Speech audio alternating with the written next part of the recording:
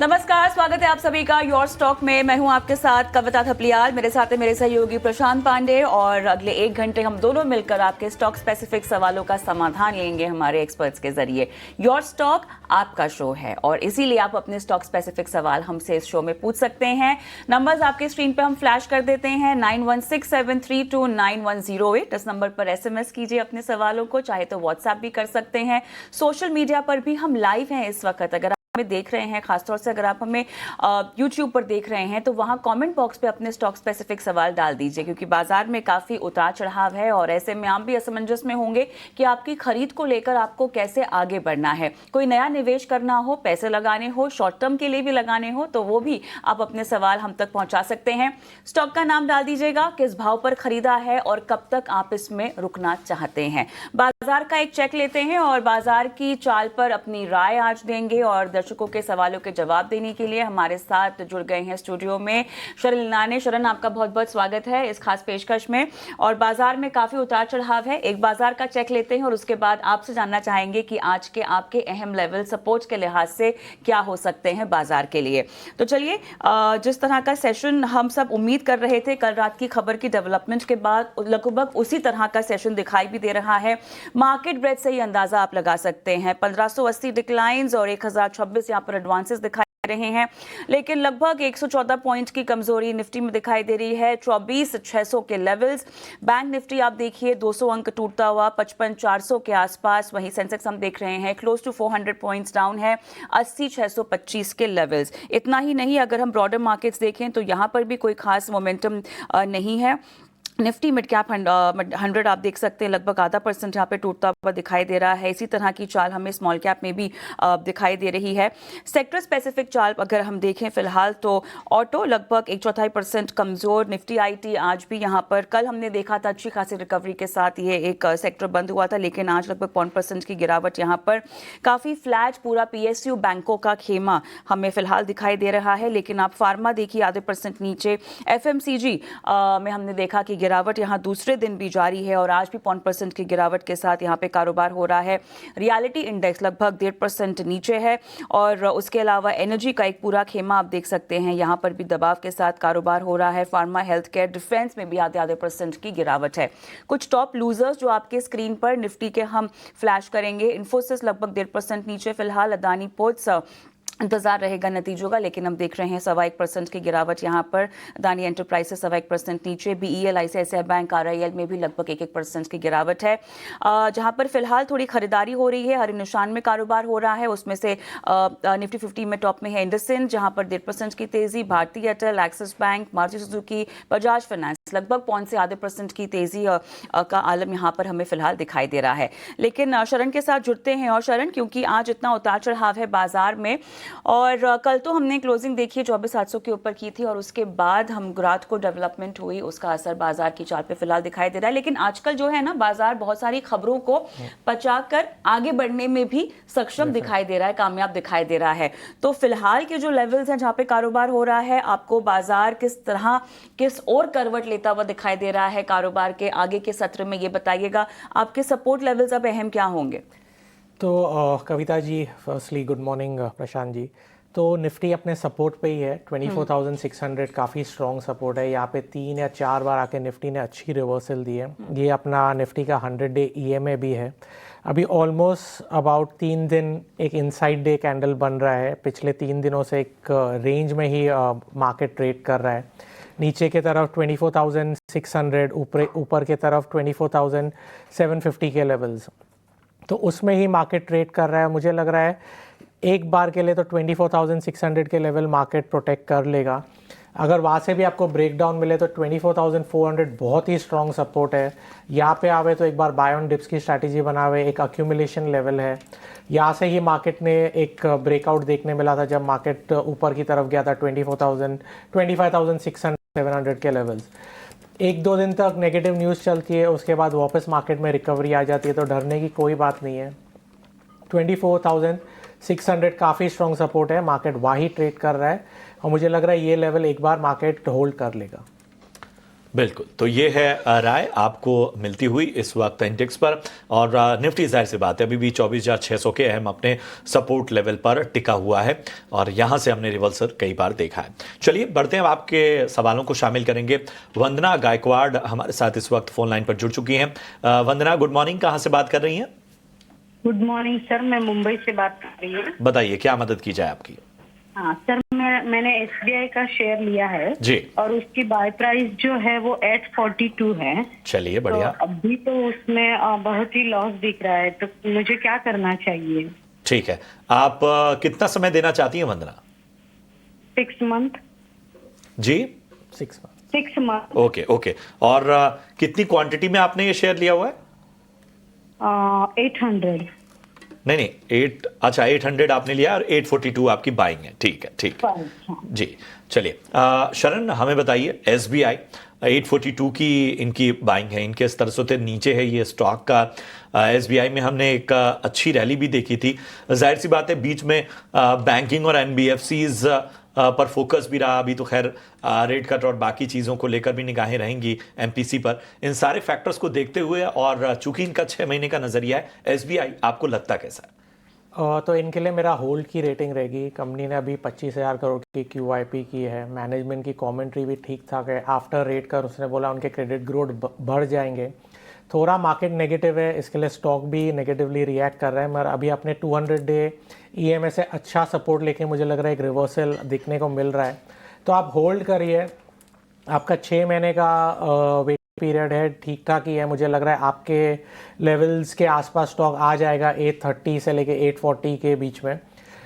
डरने की कोई बात नहीं है। निफ्टी पीएसयू बैंकिंग सेक्टर मुझे वैसे ही बहुत अच्छा लग रहा है, तो थोड़ा कंसोलिडेट करेगा 800-810 के लेवल पे। और मुझे लग रहा है एक बार निफ्टी रिवर्स होगा तो स्टॉक में अच्छी खासी आपको रिवर्सल देखेगी फॉर टारगेट्स ऑफ 830-840 के लिए। तो मेरी होल्ड की राय रहेगी। चलिए, तो एसबीआई में आपको होल्ड करने की सलाह दी जा रही है। आपके बाइंग प्राइस के इर्द गिर्द हम काउंटर को जाता हुआ ज़रूर देखेंगे शरण के मुताबिक। दिलीप साहब मेरे साथ फोन लाइन पर हैं गुजरात से। नमस्कार, कैसे हैं? Good morning ma'am. Good morning. बताइए किस स्टॉक पे आप सवाल पूछना चाहते हैं? हाँ मैम, मेरे पास एक्चुअली बीजीएमएल के 18 शेयर है। ओके। मेरी बाइंग प्राइस 3480 है। बीएमएल 3480 की आपकी बाइंग प्राइस है। फिलहाल तो मुनाफे में है, और कितना समय आप देना चाहते हैं? Very close to your buying levels हम देख रहे हैं, कारोबार हो रहा है। 1 से 2 साल मैम, 1 से 2 साल तक का टाइम दे सकते हैं। 1 से 2 साल का समय आपने देना है। आपने इन्वेस्टमेंट का नजरिया इसमें रखा है? कोई लक्ष्य जिसके लिए आपने इसमें निवेश किया हुआ है? कुछ गोल्स के साथ अलाइंड है ये इन्वेस्टमेंट? हाँ मैम, एक्चुअली मतलब 5000 तक के टारगेट के लिए वेट करना चाहता हूँ। ओह ओके, आपका गोल ये है कि आप स्टॉक को 5000 तक जाता हुआ देखना चाहते हैं। शरण, कितना मुमकिन होगा इनका ये financial goal for the stock? तो पहले मैं सेक्टर के बारे में बता दूं, थोड़ी वीकनेस थी, करीबन 10 से 12% करेक्शन भी देखने मिला, मगर सारे ही स्टॉक मुझे लग रहा है 100 या 200 डे ईएमए के आसपास आके अभी थोड़ा कंसोलिडेट कर सकते हैं। मुझे लग रहा है एक रिवर्सल आपको दिखाई देगा, मगर आपके टारगेट 5000 इतना जल्दी नहीं आएंगे। अगर आपका 1 से 2 या 3 साल का वेटिंग पीरियड है तो डिफेंस एज अ सेक्टर बहुत अच्छा है, तो मैं डेफिनेटली होल्ड की राय दूंगा। मगर आपकी बाइंग प्राइस नीचे है, मैं चाहूँगा आप एक बार स्टॉप लॉस ज़रूर लगा दीजिए 3750 का सिस्टम में।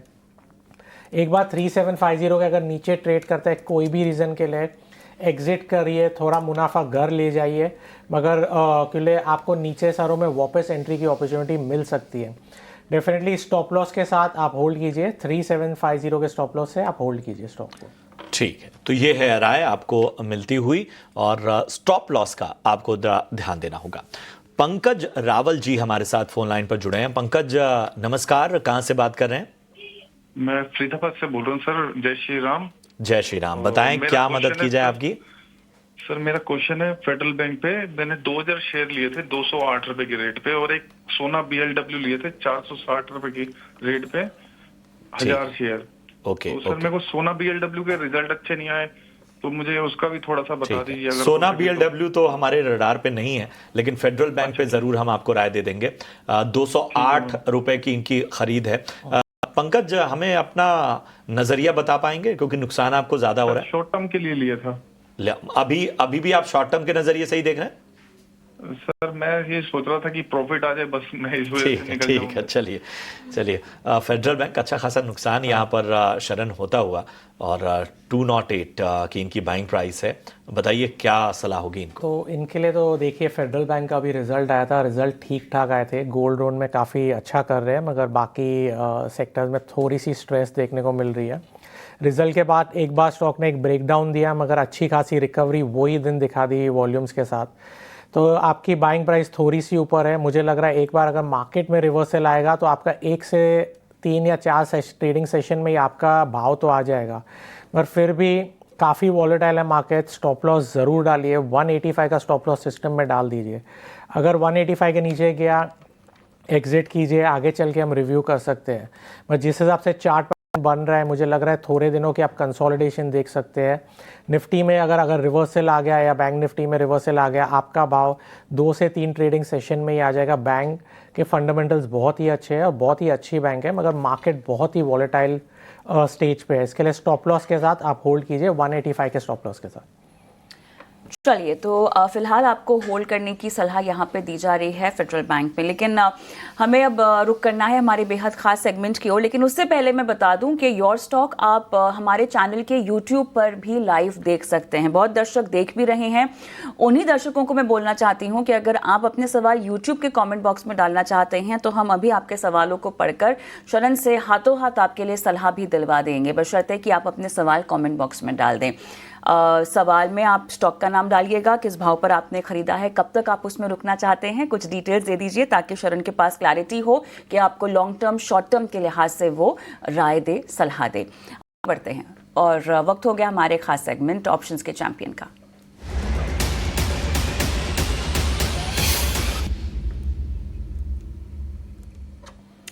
और हमारे साथ जुड़ गए हैं अब एंजल वन के राजेश भोसले। राजेश, हाय मॉर्निंग, स्वागत है आपका योर स्टॉक में। शुरुआत आपके जवाब की बाजार की चाल के साथ कीजिएगा और उसके बाद आपकी आज की रिकमेंडेशन। जी नमस्कार कविता जी। देखिए आज वापस मार्केट में वीकनेस दिखाई दे रहा है। क्रूशल होगा 24,500 24,600 का रेंज मार्केट कैसे होल्ड करता है। ओवरऑल मई से ही अगर आप देखें तो कई बार 24,500 के आसपास सपोर्ट लिया, तो काफी सैक्रोसैंक्ट सपोर्ट है। देखना होगा कि मार्केट कहाँ पे कैसा रिएक्ट करता है। तो यहाँ पे थोड़ा सा वेट एंड वॉच और स्टॉक स्पेसिफिक एक्शन पे यहाँ पे फोकस करना होगा। यहाँ पे अगर सेक्टर वाइज देखें तो ऑयल एंड गैस स्पेस में सेलिंग दिखाई दे रही है। तो इस स्पेस पे काउंटर है ऑयल, इसमें आज वीकनेस दिखाई दे रही है। इसने अपना जो मेजर सपोर्ट लेवल है उसको आज ब्रेक किया है। तो ऑयल का 410 का पुट बाय करना है। ये अराउंड 9 से 10 के रेंज में बाय करना, 9 से 10 के रेंज में ट्रेड कर रहा है। इसे बाय करना है 6 के स्टॉप लॉस है फॉर द टारगेट ऑफ 18। इसका जो लॉट साइज है 1400 का है। तो जो maximum risk as per stop loss होगा वो होगा 5600 का, एंड जो टारगेट हम एक्सपेक्ट कर रहे हैं वो होंगे 11,200 के।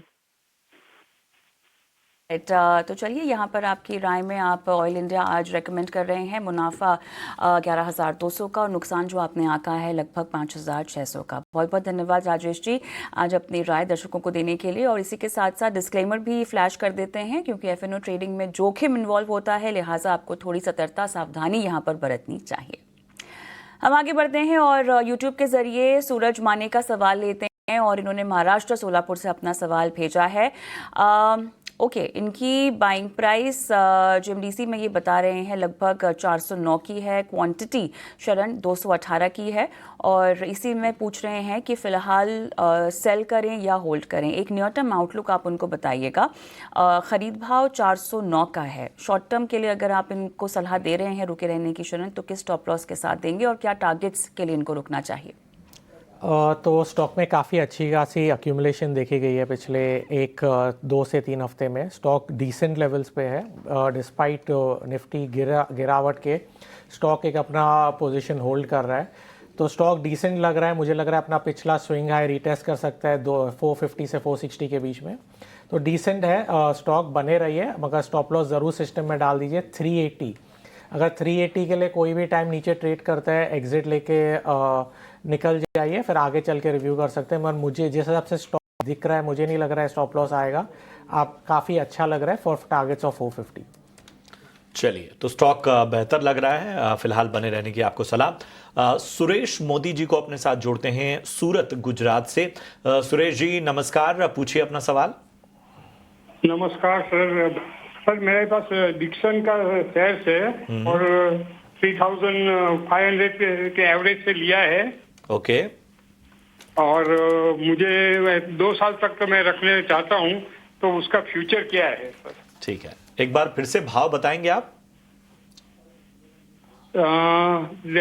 सॉरी डिक्सन का 15,000। सॉरी जी वही आप 3500 बोल रहे थे तो मैं थोड़ा सा कंफ्यूज हो गया। थोड़ा उसका जी क्या बहुत कोई नहीं। चलिए, तो फिर भी शानदार स्तरों पे आपने खरीदारी की हुई है। 15,000 का स्तर काफी बेहतर स्तर, वो भी इस तरह के दिग्गज स्टॉक में। तो शरण बताइए, कोई हड़बड़ी नहीं है, 2 साल अभी इसमें और समय देना चाहते हैं, लेकिन मेरे ख्याल से हाल फिलहाल जो टेक सेक्टर के कंसर्न्स हैं और बाकी चीज़ें ग्लोबली चल रही हैं, उसे लेकर शायद थोड़ी दुविधा में रहे होंगे। बताइए क्या करना चाहिए? तो पहले तो बहुत अच्छी आपने एंट्री की है, स्टॉक बहुत अच्छा है, कंपनी के रेवेन्यू ग्रोथ भी अच्छे है, और टैरिफ्स को लेके इनके प्रोडक्ट्स मोर और लेस टैरिफ के उसमें नहीं आते हैं कि लैपटॉप्स, फ़ोन्स और ये सब अभी तक टैरिफ में नहीं है, तो इनको ज़्यादा इशू नहीं है। कंपनी का बहुत अच्छे लेवल है, 17,000 के ऊपर आप एक ब्रेकआउट भी देख सकते हैं जो स्टॉक को अपने पिछले स्विंग हाई की तरफ 19,000 की तरफ लेके जा सकता है, क्योंकि आपकी बाइंग प्राइस बहुत अच्छी है। मैं एक बार कहूँगा बाइंग प्राइस पे स्टॉप लॉस डाल दीजिए तो आपको लॉस नहीं हो। अगर मार्केट बहुत वॉलेटाइल भी हो गया या स्टॉक नीचे भी आ गया, आपके बाइंग प्राइस से नीचे आपका नहीं पकड़ना नहीं चाहिए। तो आपका 15,000 बाइंग प्राइस है तो वहाँ पे एक स्टॉप लॉस डाल दीजिए। जिस हिसाब से स्टॉक चल रहा है मुझे बहुत ही अच्छा लग रहा है। 19,000 के टारगेट्स आते हुए दिख सकते हैं आने वाले 2 से 3 महीने के लिए। कंपनी ने बहुत ही अच्छी पार्टनरशिप्स की है, पिछले महीने में 3 से 4 अनाउंसमेंट की है, तो आगे का फ्यूचर भी बहुत अच्छा है। इसके लिए मेरी होल्ड की राय रहेगी आपके बाइंग प्राइस के स्टॉप लॉस पे। चलिए, यहाँ पर आपको बाइंग प्राइस पर स्टॉप लॉस लगाने की सलाह, और फिलहाल आप रुके रहें डिक्सन टेक में। लेकिन यूट्यूब के जो दर्शक हैं नंद किशोर साहब और स्वप्ना, आपके सवालों को हम शो में शामिल करेंगे। आपके सवाल मुझे दिखाई दे रहे हैं, लेकिन फिलहाल एक अहम खबर की ओर हम रुकते हैं। हमारे सहयोगी पुलकित हमारे साथ जुड़े हुए हैं। आज निफ्टी की कंपनी भारती एयरटेल के नतीजे आने वाले हैं, और नतीजों को लेकर क्या अनुमान पेश हो रहा है, पुलकित तमाम डिटेल्स के साथ हमारे साथ है, बताइए। तो भारती एयरटेल अपने पहली तिमाही के नतीजे पेश करने वाला है। तो अगर रेवेन्यू की बात करें INR टर्म्स में तो लगभग 2% अप रहने की उम्मीद है। वहीं एबिटा की बात की जाए तो लगभग 1.6% अप रहने की उम्मीद है। एबिटा मार्जिन स्लाइटली फ्लैट देखा जा सकता है, या यूं कहें करीब 20 बेसिस पॉइंट का एक डिप देखा जा सकता है। अगर हम प्रॉफिट आफ्टर टैक्स की बात करें तो लगभग 42% हम इसमें डिप देख सकते हैं। उसका सबसे बड़ा कारण यह है कि पिछले क्वार्टर में एक एक्सेप्शनल अर्निंग हुआ था। तो अगर हम एडजस्टेड पैट की बात करें तो वो बढ़ के आ सकता है लगभग 22.5%। अगर हम एवरेज रेवेन्यू पर यूजर की बात करें तो ये लगभग 248.5 से लेकर 249 तक रहने की उम्मीद है, जो कि लगभग 1.5% अप है क्वार्टर ऑन क्वार्टर बेसिस पे। अगर हम एक्सपेक्टेशंस की बात करें तो हेल्दी ग्रोथ देखी जा सकती है रेवेन्यू के अंदर, और जो मोबाइल वायरलेस सेगमेंट है वो एक अच्छा स्टडी ग्रोथ दिखा रहा है। वहीं अगर हम एयरटेल अफ्रीका की बात करें तो एयरटेल अफ्रीका में भी एक अच्छी परफॉर्मेंस देखी जा सकती है, क्योंकि लास्ट क्वार्टर में वहां पे मोबाइल टैरिफ हाइक्स किए गए थे। जो की थिंग्स होंगी मैनेजमेंट कमेंट्री में देखने लायक, तो सबसे पहली इंपॉर्टेंट जो चीज होगी वो FY26 में किस तरह से कंपनी कैपेक्स प्लान कर रही है वो। दूसरा, किस तरह से 5G का इंप्लीमेंटेशन किया जा रहा है पूरे ऑल इंडिया में और उसके ऊपर क्या प्रोग्रेस है। लास्ट, जो कमेंट्री है मोबाइल टैरिफ के ऊपर कि मोबाइल टैरिफ हाइक्स हो सकते हैं नहीं हो सकते हैं, अफ्रीका में तो हो गया है, इंडिया में किस तरह के क्या प्लान्स हैं, ये कुछ एक चीजें होंगी जो मैनेजमेंट कमेंट्री में देखने लायक होंगी। और इसी के साथ रिजल्ट्स में जैसा भी होगा अपडेट हम आपको बता देंगे।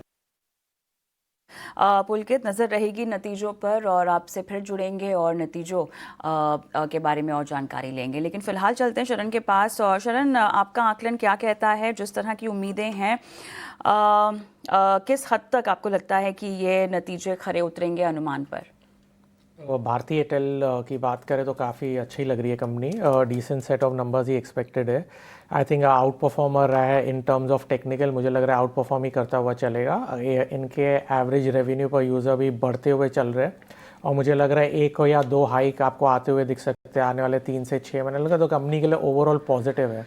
चार्ट्स पे भी पॉजिटिव है, फंडामेंटली भी बहुत अच्छी है, तो डेफिनेटली बने रहिए। Bharti Airtel is a very good stock. चलिए, तो ये है राय आपको भारतीय एयरटेल पर मिलती हुई। अगला सवाल YouTube पर आया है कुलदीप भंडारी जी का, और इन्होंने IDFC में खरीदारी की हुई है। 76 रुपए के भाव पे इन्होंने 300 शेयर लिए हुए हैं, और पूछ रहे हैं कि क्या और इसमें जो है वो क्वांटिटी बढ़ाई जा सकती है। इनके भाव से तो नीचे है ये स्टॉक, लेकिन बहुत ज़्यादा नुकसान नहीं हो रहा है इन्हें, लेकिन शायद और निचले स्तरों पर क्वांटिटी ऐड करना चाहते हैं। तो शरण, क्या लगता है कि सही रहेगा क्वांटिटी ऐड करना? IDFC फर्स्ट बैंक लगातार हम देख रहे हैं कि एक दायरे में, और जो तरह की एक दौर देखा था इस बैंक ने अपनी रफ्तार का, वो शायद लोगों को बार बार याद आता है। तो प्रशांत जी, नंबर्स भी बहुत ही वीक थे फंडामेंटली, कुछ पॉजिटिव ट्रैक्शन नहीं दिख रहा है on a fundamental front. Technically भी काफ़ी वीक है, 200 डे EMA के नीचे है। अभी इनकी बाइंग प्राइस थोड़ी सी ऊपर है, मैं बोलूँगा 67 का स्टॉप लॉस आके होल्ड कीजिए। ज़्यादा कुछ अपसाइड दिख नहीं रहा है। एक बार अगर आपका बाइंग प्राइस भी आ जावे तो आप एग्जिट करने का सोचिए, बहुत ही अच्छे ट्रेडिंग अपॉर्चुनिटीज़ दूसरे हैं मार्केट में। 67 के स्टॉप लॉस से होल्ड कीजिए। 67 का अगर स्टॉप लॉस आता है on daily closing basis, on the spot exit कर देना। फंडामेंटली वीक है, टेक्निकली भी काफ़ी सेलिंग देखने मिल रही है, इसके लिए मैं बोल रहा हूँ 67 के स्टॉप लॉस से होल्ड कीजिए। चलिए, स्टॉप लॉस लगाना मत भूलिएगा, और फंडामेंटली वीक है लिहाजा आपको निकलने की सलाह भी दी जा रही है। लेकिन YouTube के दर्शकों पर हम अब उनका सवाल लेते हैं। नंद किशोर साहब जी और स्वप्ना दोनों का हम सवाल लेंगे। शरण, नंद किशोर जी ने अदानी पावर खरीदा हुआ है, 473 इनकी बाइंग प्राइस है, और लॉन्ग टर्म ये पैसा लगा कर रखना चाहते हैं। स्वप्ना ने BSE खरीदा हुआ है, 190 अपनी बाइंग प्राइस बता रही हैं। इनकी ड्यूरेशन का मुझे अंदाज़ा नहीं है, सेल है या होल्ड है, बस इतना ही इन्होंने हमसे पूछा है। Adani power buying price 473। तो पावर में काफ़ी अच्छी मूवमेंट देखने मिल रही है। अदानी पावर हो या दूसरे टाटा पावर हो या दूसरे पावर के स्टॉक्स हो, अभी भी JSW एनर्जी में काफ़ी अच्छी मूवमेंट आपने देखी। तो अदानी पावर पे डेफिनेटली मेरा होल्ड रहेगा। आपकी बाइंग प्राइस भी ठीक ठाक है, और मुझे लग रहा है आने वाले समय में, जब निफ्टी अभी काफ़ी वॉलेटाइल चल रहा है, एक बार वॉलेटिलिटी ख़त्म होएगी, कंसोलिडेशन आएगा, तो आप पावर सेक्टर में काफ़ी अपसाइड मूव्स आपको देखने मिल सकता है। तो मैं डेफिनेटली होल्ड की राय दूंगा पावर में, मगर ज़रूर सिस्टम में स्टॉप लॉस डालना बहुत ज़रूरी है। इसलिए ट्रेडिंग में कभी भी कुछ भी हो सकता है, कोई गारंटी नहीं होती है। इसके लिए 550 का स्टॉप लॉस सिस्टम में डाल दीजिए।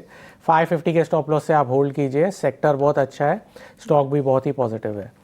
और BSE की बात करें तो उनकी बाइंग प्राइस 190 है, तो फर्स्टली कॉन्ग्रेचुलेशंस। मगर थोड़ी सी नेगेटिव लग रहा है कैपिटल मार्केट स्टॉक्स के लिए। फ्यूचर एंड ऑप्शंस में काफ़ी पाबंदियां लगाई जा रही है, तो इनके रेवेन्यूज़ थोड़े घटते हुए दिखेंगे आने वाले समय में। अगर आपने अच्छी खासी क्वांटिटी ली है, मैं बोलूँगा आपका थोड़ा व्यू शॉर्ट टर्म का है और मीडियम टू शॉर्ट टर्म है, थोड़े प्रॉफिट आप बुक कीजिए, एटलीस्ट 35-40% एग्जिट कीजिए। 200 क्वांटिटी है। हाँ, अगर 200 क्वांटिटी, बाइंग प्राइस क्या है मेरे को नहीं मालूम, 190। हाँ, इसके लिए मैं बोल रहा हूँ 35-40% एग्जिट कीजिए। आने वाले समय में आपको नीचे स्तरों पे स्टॉक मिल सकता है। स्टॉक का 200 डे EMA है अराउंड 2000 के आसपास, तो अगर थोड़ी सी और नेगेटिविटी आती है कैपिटल मार्केट की तरफ, स्टॉक आप 2000 के भी लेवल दिखा सकता है। इसके लिए मैं बोलूँगा आज 40% एग्जिट कीजिए, नीचे आए तभी और एवरेज कीजिए। Over the next 5 to 10 years आपका अगर व्यू है तो डेफिनेटली होल्ड है। बहुत ग्रोथ की अपॉर्चुनिटी बहुत हाई है, अभी तो कुछ भी एंट्री नहीं हुई है हमारे इक्विटी मार्केट्स में, ओनली 5 to 6% एंट्री है। इसके लिए 5 to 10 ईयर व्यू है तो होल्ड कीजिए, मगर शॉर्ट टर्म के लिए मुझे वीक लग रहा है, इसके लिए मैं 35 to 40% आपको एग्जिट बोलूँगा। चलिए, तो स्वप्ना थोड़ा सा आप प्रॉफिट बांध सकती हैं यहाँ पर, और रुकना है के बाद अगर आप तो लंबा नजरिया रखिएगा। नंद किशोर जी, अदानी पावर में 550 का आपको स्टॉप लॉस लगाकर रुकने की सलाह फिलहाल दी जा रही है। चलिए, इसी के साथ योर स्टॉक के इस एडिशन को हम समाप्त करते हैं। और शरण, आपका बहुत बहुत धन्यवाद, आपने समय दिया। कोई डिस्क्लेमर्स देना चाहेंगे जाते जाते? वेरी स्टैंडर्ड डिस्क्लेमर, ये कोई भी स्टॉक मेरे और मेरे क्लोज फैमिलीज के पास नहीं है। धन्यवाद आपका। लेकिन दर्शकों को कहीं नहीं जाना है, क्योंकि योर स्टॉक के सेकेंड एडिशन में हमारे साथ एक नए एक्सपर्ट जुड़ेंगे, और सवाल हालांकि आप ही के होंगे, उन्हीं सवालों पर फोकस होगा। स्टॉक स्पेसिफिक सलाह राय लेंगे हमारे एक्सपर्ट से इस छोटे से ब्रेक के बाद।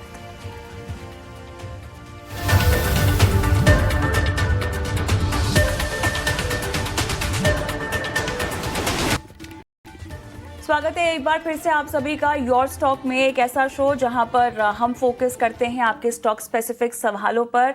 और अब जो सेकेंड एडिशन है योर स्टॉक का, उसमें हम कई मुद्दों पर बात करेंगे, कई पहलुओं पर हमारे एक्सपर्ट से राय लेंगे। लेकिन सबसे पहले आपको बता देते हैं वो पता जहां पर आपको अपने सवाल हम तक पहुंचाने हैं। मैं बात कर रही हूं हमारे व्हाट्सएप और SMS नंबर की, जो आपके स्क्रीन पे हम फ्लैश करेंगे। इसे नोट डाउन कर देना है और अपने सवाल हम तक पहुंचाने हैं, क्योंकि हम लाइव आपसे जुड़ रहे हैं इस वक्त और अपने एक्सपर्ट से आपकी बातचीत करवा रहे हैं। लिहाजा 9167329108 इस नंबर पर अपने सवाल SMS भी कर सकते हैं, व्हाट्सएप भी कर सकते हैं। स्टॉक स्पेसिफिक सवाल पूछ रहे हैं तो स्टॉक का नाम देना बहुत ज़रूरी होगा। नाम के साथ साथ किस भाव पर खरीदा है, कब तक आप उसमें रुकना चाहते हैं, और लॉन्ग टर्म होल्ड करने की आप सोच रहे हैं या शॉर्ट टर्म आपने बाइंग कर रखी है, कुछ इस तरह का अंदाज़ा दे दीजिएगा।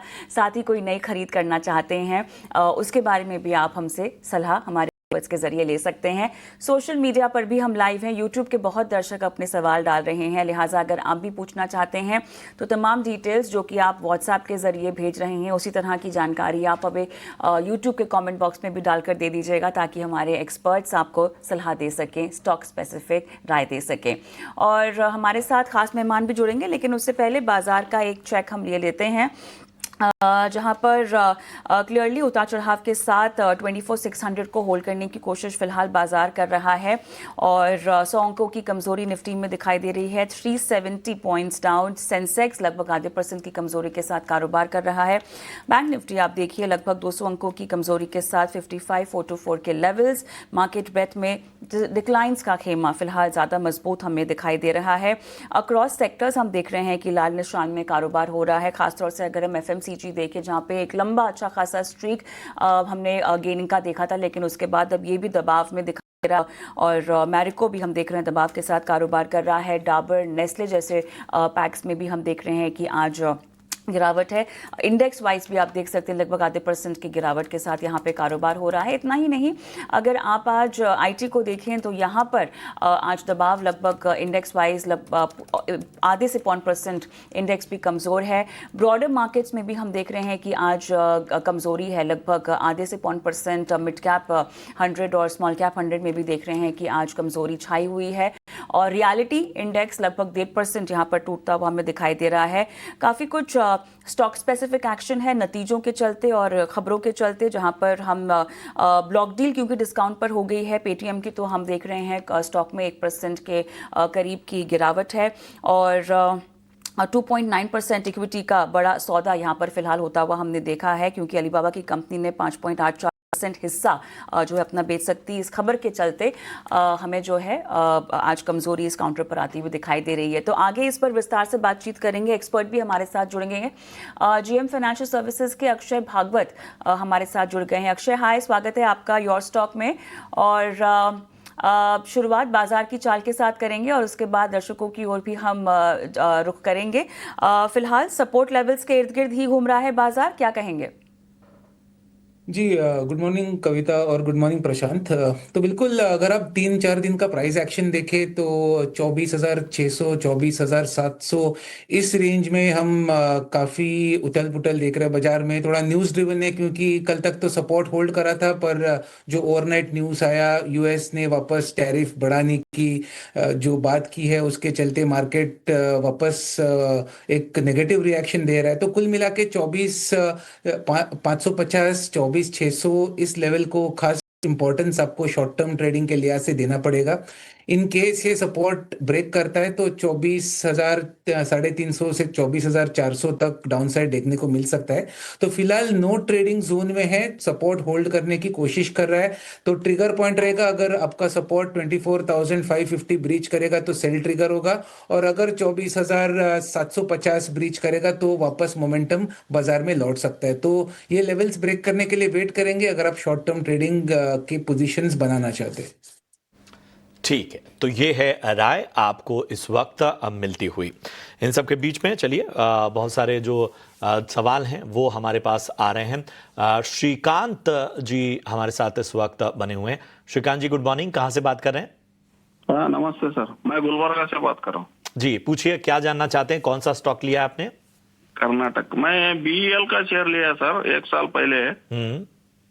और 222 रेट पे 250 शेयर है सर। ठीक है, ठीक है।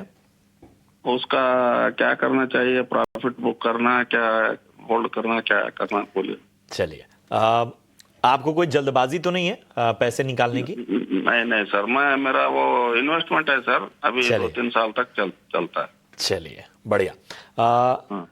चलिए अक्षय, बताइए, भारत इलेक्ट्रॉनिक्स लिमिटेड 222 बहुत ही शानदार स्तरों पर खरीद, लगभग 40,700 के ऊपर का इनको प्रॉफिट होता हुआ, लेकिन हाल फिलहाल जो प्रेशर है वो देख के थोड़ा सा हो सकता है चिंता है, लेकिन इनका नज़रिया साफ है कि ये इन्वेस्टमेंट के पर्पस से इन्होंने स्टॉक लिया था और वो नज़रिया अभी भी कायम है। क्या राय होगी? जी, तो बहुत ही बढ़िया रेट पे आपने बाय करा है और बिल्कुल आपका इन्वेस्टमेंट का ही आपका जो सोच था, इन्वेस्टमेंट की सोच से आपने ये लिया था। पर अगर आप कहीं ना कहीं 2-3 महीने का उसमें प्राइस एक्शन देके तो कहीं ना कहीं 440 से लेके 380 में थोड़ी सी इसमें मुनाफा वसूली या करेक्शन हमने देखा है। और आगे चल के भी जिस तरीके का ओवरऑल थोड़ा मीडियम टर्म सेटअप है, मुझे लग रहा है कि शायद नीचे में स्टॉक 350 तक एक बार छू सकता है। तो थोड़ी सी जो है नेगेटिविटी आने वाले 2-3 महीने में देखने को मिल सकती है। तो मेरी राय रहेगी कि आप अच्छे खासी मुनाफे पे बैठे हो और अभी डिफेंस का कोई थीम बचा नहीं है बाजार में, डिफेंस से थोड़े से जो है फ्लो आउट हो रहा है मनी। तो मैं सजेस्ट करूंगा, ऑल्दो आपका लॉन्ग टर्म का आउटलुक है, आप आधा प्रॉफिट आधा क्वांटिटी बुक कर ले और बाकी का आधा छोड़ दे लॉन्गर टर्म के होराइजन से, क्योंकि अगले 3 से 5 महीने में कुछ बड़ी बाइंग होने या वी शेप्ड रिकवरी के तो मुझे ट्रिगर्स नहीं दिख पा रहे।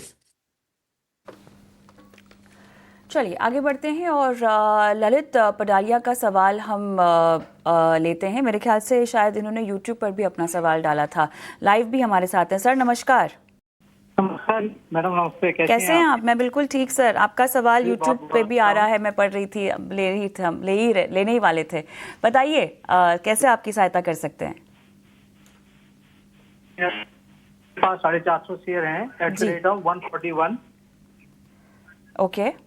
और दूसरा है एनएचपीसी के 400 शेयर्स हैं at the rate of 94। Long term का व्यू है, लेकिन अभी दोनों ही डाउन चल रहे हैं। हाँ, तो आगे क्या करूं ये आपसे जानना चाह रहा था। चलिए, लंबा नजरिया है आपका। बाइंग प्राइस एक बार पूछ लेते हैं कितनी कंफर्टेबल है। अक्षय, दोनों में ही इनका लॉन्ग टर्म होराइजन है। एनएचपीसी की बाइंग प्राइस हालांकि 94 बता रहे हैं और आईएक्स इन्होंने कहा है 141 पर है। क्या सलाह देंगे? देखिए, एनएचपीसी लॉन्गर टर्म होराइजन है तो मेरे हिसाब से आप होल्ड करके चल सकते हैं। हालांकि गए 3 महीने में ज्यादा कुछ हमने प्राइस एक्शन देखा नहीं है, वॉल्यूम्स भी काफी कम है, बट लॉन्गर टर्म चार्ट्स में कोई खामी नहीं है, अभी का स्ट्रेंथ है और शायद आने वाले महीनों में आपको मोमेंटम लौटता हुआ दिखेगा, जिसके चलते एक पोटेंशियल टारगेट आप करीबन 110 के आसपास ये आपका फर्स्ट टारगेट रहेगा और उसके बाद शायद 130 तक भी दिखा सकता है। तो जब तक 70 के ऊपर है आपको कोई दिक्कत नहीं, होल्ड करके चलना है। तो पॉजिटिव व्यू के साथ बने रहने की सलाह रहेगी एनएचपीसी में। और दूसरा स्टॉक अगर आप दोहरा देंगे नाम। आईएक्स है 141 की बाइंग प्राइस है, इसमें भी लॉन्ग टर्म है। आईएक्स में थोड़ी सी दिक्कत है क्योंकि आईएक्स में रिसेंटली कुछ न्यूज बेस्ड सेलिंग हमने देखी और उसके चलते शायद 120 ये लेवल टेस्ट हो सकता है। 120 पे मैसिव सपोर्ट है। तो अगर आपका लॉन्ग टर्म होराइजन है तो कहीं ना कहीं एक स्टॉप लॉस डिफाइन करना बहुत जरूरी होता है, क्योंकि बहुत भारी मात्रा से हमने सेलिंग देखी है आईएक्स में पिछले महीने। तो मैं कहूंगा आपको 110 ये स्टॉप लॉस मेंटेन करके होल्ड करना है, पर कोई बहुत बड़ी तेजी आने वाले 2-3 महीने में उम्मीद ना करे आईएक्स में रिवर्स होने की। कम से कम 1 साल के ऊपर आपको होल्ड करके चलना है। 120 एक बहुत इंपॉर्टेंट सपोर्ट है, तो उसके नीचे अपना स्ट्रिक्ट स्टॉप लॉस लगा के होल्ड करने की राय रहेगी। आईएक्स और एनएचपीसी इन दोनों पर आपको राय मिलती हुई। चलिए बढ़ते हैं आगे और अपने अगले कॉलर को जोड़ते हैं। अमरजीत शाह हैं हमारे साथ फोन लाइन पे। अमरजीत जी नमस्कार, कहां से बात कर रहे हैं? मैं कोलकाता से बात कर रहा हूं सर। जी पूछिए, क्या जानना चाहते हैं? सर मेरे पास CDSL है 90 क्वांटिटी के और 251 के खरीदारी, सॉरी 90 क्वांटिटी है और 1250 की खरीदारी है सर। चलिए, तो लॉन्ग टर्म व्यू है। और दूसरा है मेरा कैस्ट्रोल इंडिया, उस पर जानना चाहूंगा सर। मैं 251 की खरीदारी है उसकी। ठीक है। कैस्ट्रॉल इंडिया तो हमारे शायद रडार पे नहीं है, लेकिन CDSL पे ज़रूर आपको राय दे देंगे। 1250 के भाव पे खरीदारी आपने की हुई है, अच्छे लेवल पे खरीदारी की हुई है, लॉन्ग टर्म का नज़रिया लेकर चल रहे हैं। तो अक्षय, CDSL इस वक्त अच्छे फायदे में है यहाँ पे, लेकिन अभी भी कोई जल्दबाजी नहीं है। आपकी क्या राय बन रही है? तो देखिए, जल्दबाजी नहीं है तो होल्ड करके चल सकते हैं। CDSL का लॉन्गर टर्म चार्ट तो बहुत ही मजबूत है, बस आपको शॉर्ट और मीडियम टर्म में कुछ बहुत बढ़िया रिकवरी की मैं उम्मीद नहीं कर रहा हूँ, क्योंकि जो चार्ट स्ट्रक्चर है उसने 1800 का अहम रेजिस्टेंस टेस्ट करने के बाद हमने पिछले महीने काफी सेलिंग देखी, और शायद आगे चल के अगर बाजार सपोर्ट ना करा तो 1400 तक भी CDSL लोअर एंड बैंड तक हल्का सा करेक्शन और बना सकता है। 1400 पे मिलता है तो और एवरेज कर सकते हैं आप।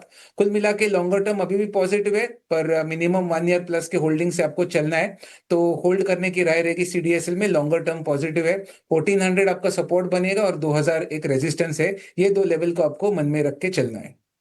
ये है राय आपको CDSL पे मिलती हुई। और अब हमने अभी चेक किया, कैस्ट्रॉल इंडिया भी हमारे रडार पे है, तो जरा कैस्ट्रॉल इंडिया पे भी राय दे दीजिए, यहाँ से कैसा लग रहा है?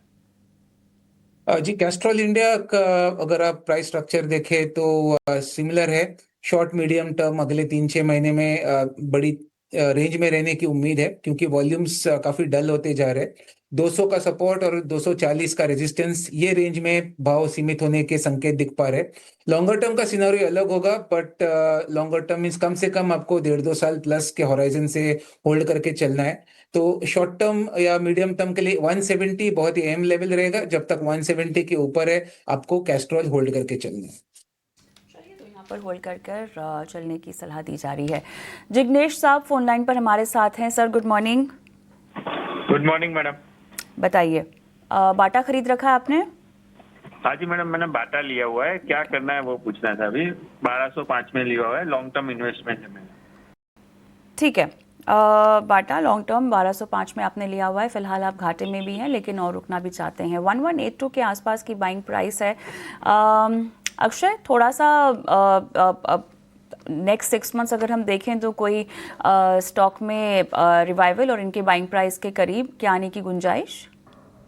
जी देखिए, बहुत ही अहम सपोर्ट के आसपास ट्रेड हो रहा है बाटा इंडिया। अगर आप मंथली चार्ट देखें तो मल्टीपल टाइम्स मैं कहूँगा गए 5-6 साल में 2020-21 से जब भी स्टॉक 1100 या 1200 के रेंज छुआ है, वहां से हमने अच्छी खासी रिकवरी पिछले 4-5 सालों में देखी है। तो बहुत ही इंपॉर्टेंट लेवल से हम जूझ रहे हैं। होल्ड कर पाता है कि नहीं ये आने वाले दिनों में पता चलेगा। तो उम्मीद है कि सिमिलर प्राइस पैटर्न फॉलो कर जाएगा, पर कहीं ना कहीं ट्रेड को प्रोटेक्ट करना भी बहुत जरूरी होता है। तो उसके चलते मैं कहूंगा कि आपको 950 पोजिशनल व्यू है आपका, लॉन्गर टर्म है तो 950 ये मिनिमम आपको स्टॉप लॉस बना के चलना है। रिकवरी करता है तो लॉन्गर टर्म में वापस 1700 प्लस के टारगेट्स पकड़ के चले, but by chance support breach करा तो तुरंत आपको इसमें एग्जिट लेना पड़ेगा। चलिए, थी रणनीति बाटा इंडिया में।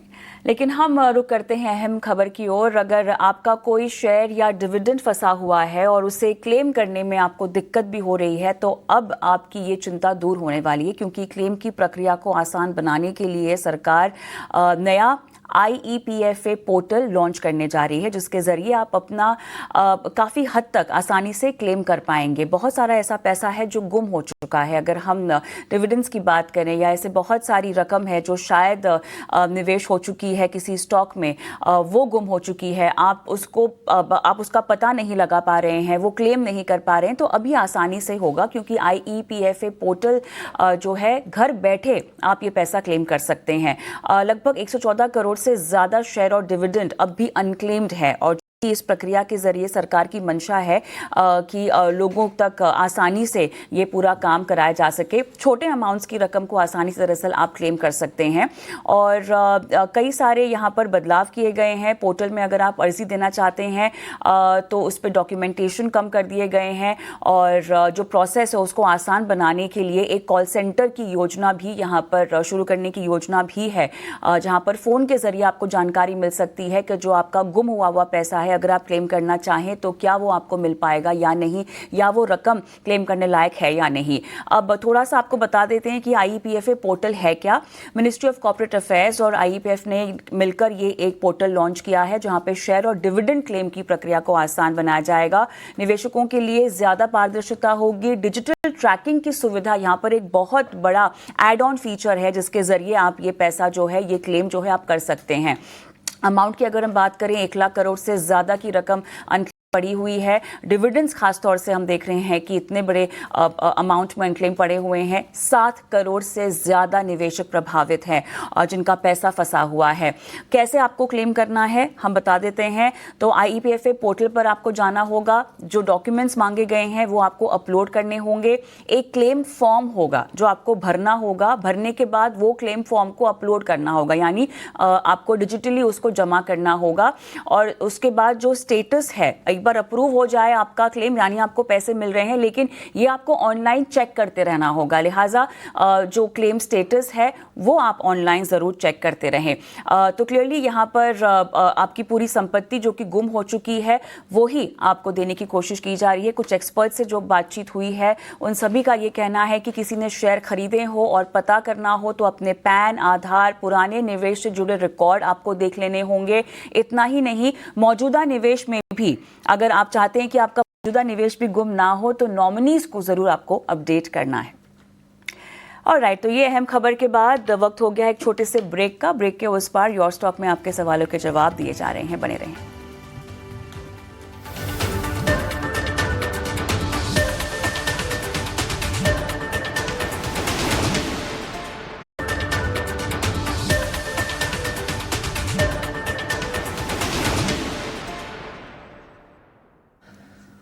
स्वागत है आपका। ब्रेक के बाद आप देख रहे हैं यो स्टॉक्स और अगले कॉलर जो हैं राजीव गुप्ता जी हमारे साथ जुड़े हुए हैं।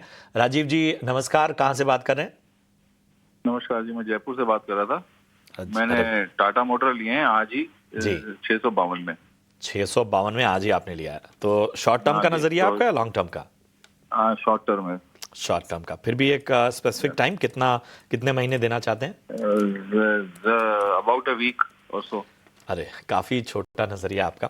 652 के स्तर पे खरीदारी की हुई है अक्षय, और 3650 रुपए अभी फिलहाल इनको प्रॉफिट हो रहा है और एक हफ्ता और देना चाहते हैं। टाटा मोटर्स, यहाँ से क्या आपको लग रहा है कि जो एक मोमेंटम हल्का फुल्का नजर आ रहा है ये आगे और बढ़ सकता है, या आपको कुछ और इस स्टॉक में नजरिया नजर आ रहा है? देखिए, टाटा मोटर्स अगर आप लॉन्ग टर्म के नजरिए से देखें तो कहीं ना कहीं 600 एक पॉसिबल सपोर्ट बेस है लॉन्ग टर्म, कम से कम 6 महीने के ऊपर की होल्डिंग से मैं बात कर रहा हूँ।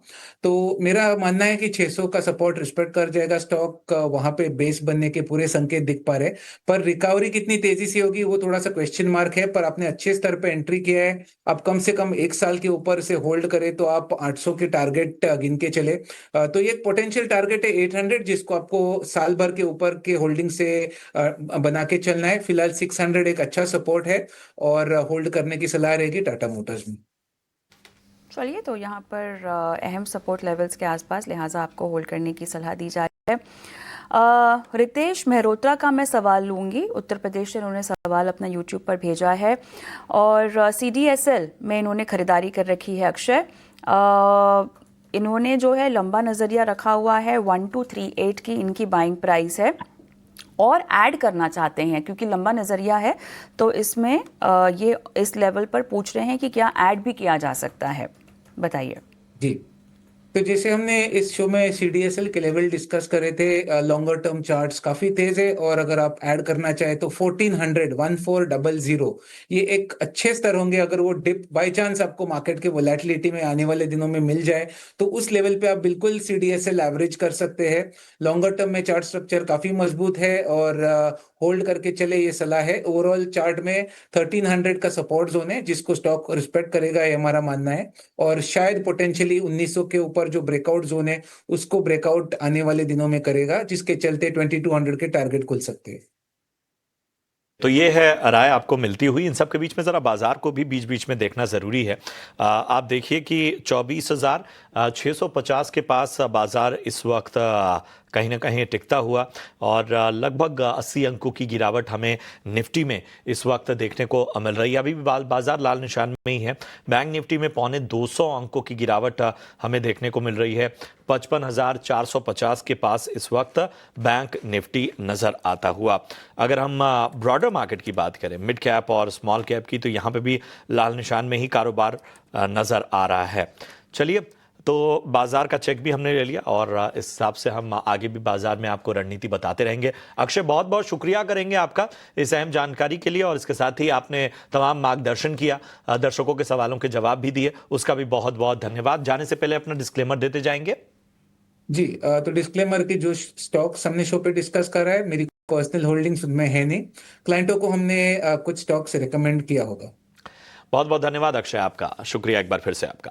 चलिए, इसी के साथ अब हमें विदा लेना होगा और फिलहाल मुझे और कविता को आप इजाजत दे सकते हैं। यो स्टॉक में ब्रेक के उस पार मेरे सहयोगी विश्व मोहन जुड़ेंगे, आपके लिए कमोडिटी बाजार की अहम खबरें लेकर आएंगे। मुनाफे की मंडी में बने रहिए हमारे साथ। नमस्कार।